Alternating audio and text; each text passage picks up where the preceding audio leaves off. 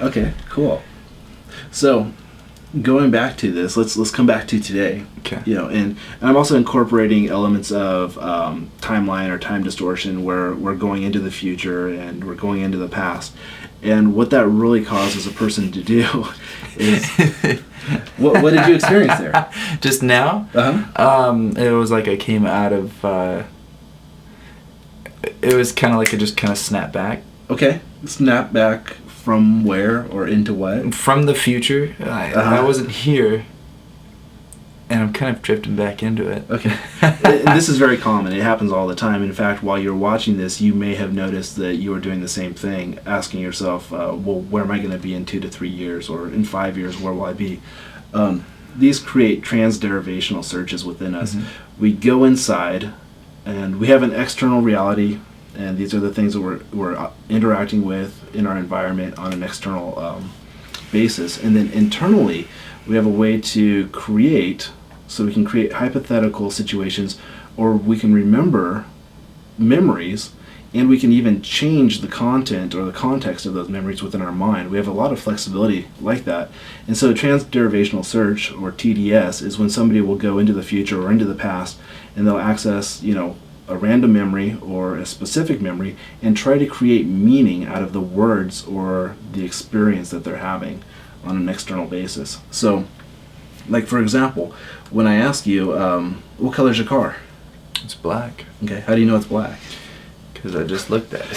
So his eyes kind of went, he did this whole loop, and I think he went from auditory recall, saying to himself, it's black, to visual recall, confirming that it's black, and then he went into the future, and I would guess that you probably double checked to see if it would be black just to make next sure where I week, parked or it, where it might be, or something like that. Yeah. So it was a construct. Is it where I put it? Yeah. And so that's pretty cool.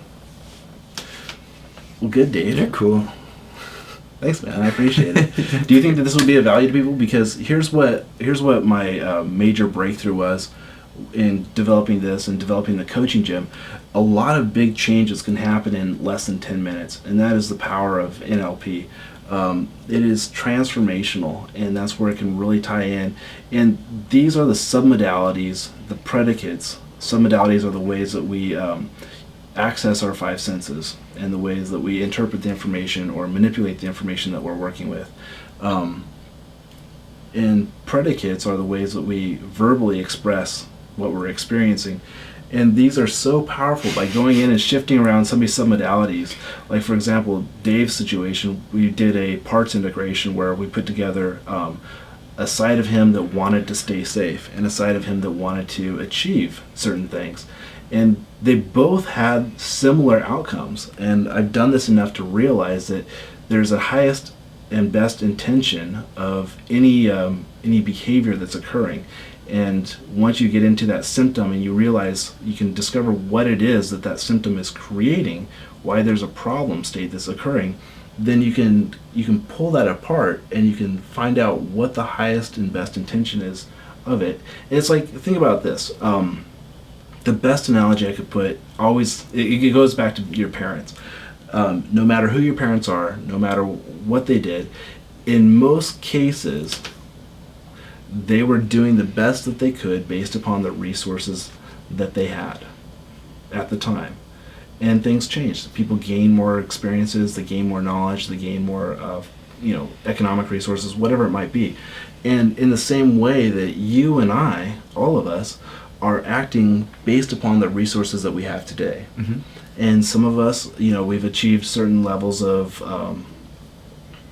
basically knowledge or understanding or whatnot. And in other areas, we're not where we want to be yet. And so it's a process of identifying what's holding us back and then moving forward with that. So, cool, man. Well, I really appreciate you doing this.